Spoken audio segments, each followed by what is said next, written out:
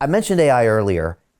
It's something, Mike, I did a deep dive on the last year, and I've had some of the biggest voices on AI on this show, including a guy named Mo Gaudet, who used to work for Google X, and he left because even 5 years ago, back in 2019, the advances they were making in AI terrified him so much that he left the company and wrote a book on happiness, and then later wrote a book called Scary Smart that talks about AI. I spoke to Peter Diamandis. I've spoken to Max Tegmark at MIT, who did the Future of Life Institute that asked for the pause. This is growing geometrically. I think most of the world has snoozed since the ChatGPT moment.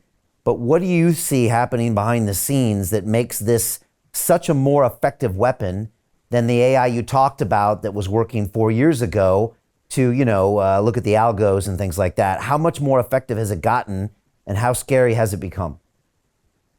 Yeah, it's, and that's a great point that you mentioned, and because I always like to start this discussion by saying AI is not some future hypothetical threat in the censorship space. It's here. It's been here. You are living in the AI censorship era.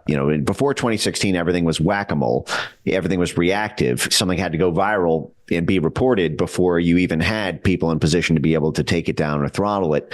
Now everything is pre-censored because all of the keywords are mapped, all the networks are mapped, and you have tens of thousands of people whose full-time job through government grants at the National Science Foundation or at DARPA or through some State Department pass-through grant like a USAID grant are funded to spend their entire careers mapping the language of people in different so-called misinformation communities, misinformation about climate change, misinformation about immigration, misinformation about the Ukraine war, misinformation about mail-in ballots, or misinformation about public health or vaccines. There's full-time censorship industries in all of these where it combines the computer science, it combines the sort of political thought leaders who sort of pick what wants to be censored, the social science linguistic mappers who create these, complex code books of evolving, constantly updated language and trending topics and slang and dictions and prefixes and suffixes and hashtags.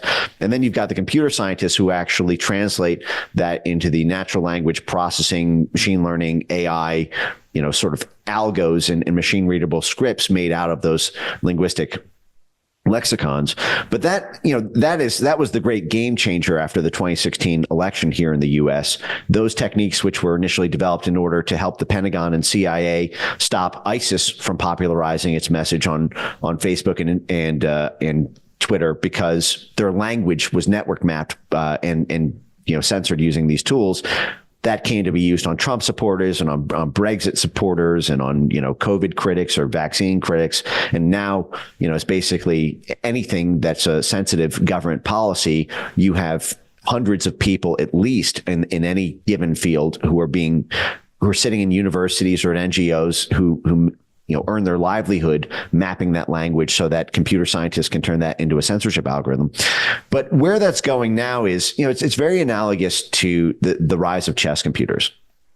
And this is actually how I got into this, was because I've been a lifelong sort of chess, avid player, and I sort of came of age during the time that chess computers overtook humans in that Gary Kasparov Deep Blue match. But chess computers had been around since something like the late 70s. People started working on the concept of, hey, computer power can actually be used to analyze all the different theoretical moves. And, it took a multi-decade process for chess computers to be refined to the point where no, human could come close. I mean, today, one of the recent world champions, Magnus Carlsen, would talk about how he doesn't even play against chess computers. Everyone uses them for analysis and training, but he doesn't even play against them because it's so disheartening. It kills your instincts. It creates a feeling of hopelessness because no human today has a snowball's chance in hell at even coming close to competing against a chess computer. That ship sailed immediately once Gary Kasparov lost. But before that, you had a bunch of years where chess computers were beating club players. They couldn't beat masters. They're being masters, but they couldn't beat international masters. Being internationals, they couldn't beat grandmasters. And, there was this evolutionary process, and the whole way people were saying, well, they're good, but they're not going to be that good. Well, they're really good, but they're not going to be able to beat the best in the world. Then suddenly they beat the best in the world. And it's like, whoa, there's no turning back from this. This is like a human trying to outrun, a 737 or something. It's a different class. You can't even think that you're going to be. And it's the same thing with the power of AI censorship as it is being refined. When I sort of talk about weapons of mass deletion, what I'm really telling there is the story of the new Manhattan Project. We dropped 2 bombs over Japan, Hiroshima and Nagasaki, in 1945. But that wasn't the end of the story of the development of nuclear weapons. We spent another, decade and a half, 2 decades, refining the power of, weapons of mass destruction, with atom bombs and neutron, with hydrogen bombs, and we made them bigger and bigger and bigger and badder and more destructive and more deadly than ever. And then the Soviet Union developed theirs, and we were taking out entire habitats, entire island chains with the development that went into the expansion of the Manhattan Project even after the war.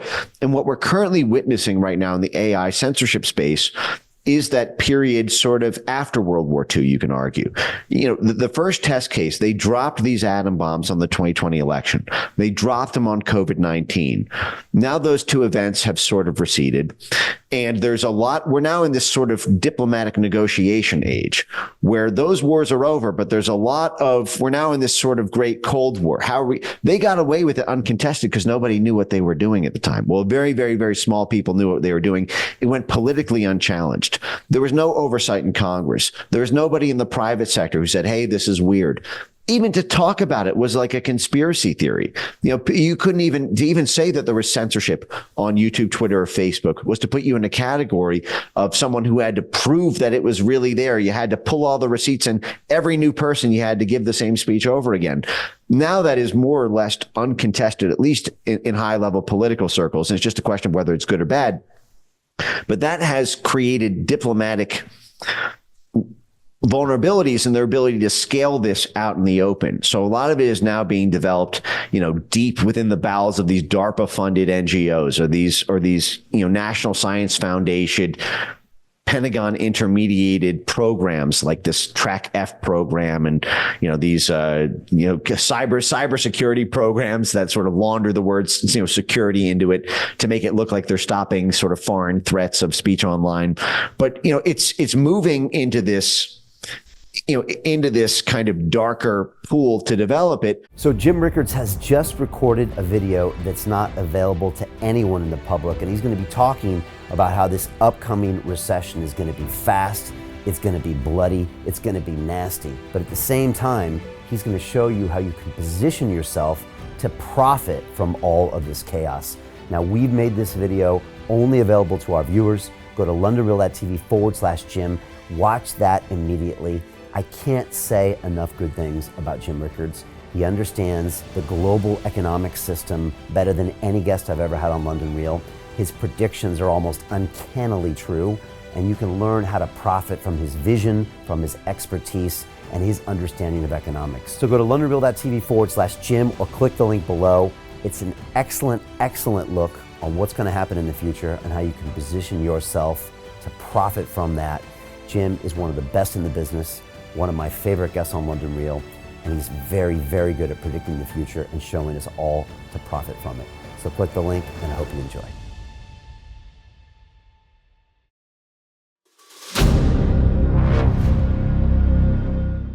I'm looking for partners, collaborators, colleagues who want to join forces with me around the globe and create real value, generational wealth, and financial freedom for everyone else around the world. Get involved in the cryptocurrency markets, get involved in the NFT markets. This is your moment. Life all comes down to a few moments. Don't let this pass. Now it's not too late. Next year's going to be too late. Ultimately, this is about freedom. That's the way I see it.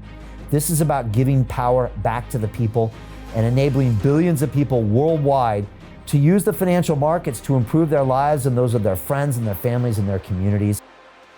Honestly, I think it's a violation of human rights not to allow people basic access to financial services. Because right now people are being kept in the dark, they're being robbed of education, and it's a travesty. And so I'm looking for people that want to join me and be a part of this solution. And that all happens inside the DeFi Academy. The gains my students are making are absolutely amazing. Double, triple digit gains in the first month alone. That's amazing. This will change your life. Now is the time to get involved. I'm going to tell you exactly how my students in my academy made money in the last 30 days. I'm talking about real trading results. And let me just whet your appetite a little bit. Let me hit you with some numbers. I'm talking Brendan from New Zealand is up 68.77% on the month. Steve from Europe up 83%. Albert in Singapore up 169.9% on one single trade. I got Susan up 153% on her call options alone, also rocking 139% returns and 442% returns as well on individual trades. These are people that are changing their financial future in the last 30 days, but it's based on trading discipline. I've graduated over 500 students from inside my academy from over 54 countries around the world. It's amazing. When it comes to crypto, DeFi, and blockchain, we love this space. We truly believe it's the future. This is down to our core. It's authentic to what we're doing, and everybody can tell through the camera because you can't make this stuff up. If you're watching me now, wherever you are, I implore you, take 60 seconds right now and join my academy. Apply today. Now you've got a chance. Life all comes down to a few moments. What are you going to do? What's the choice that you're going to make?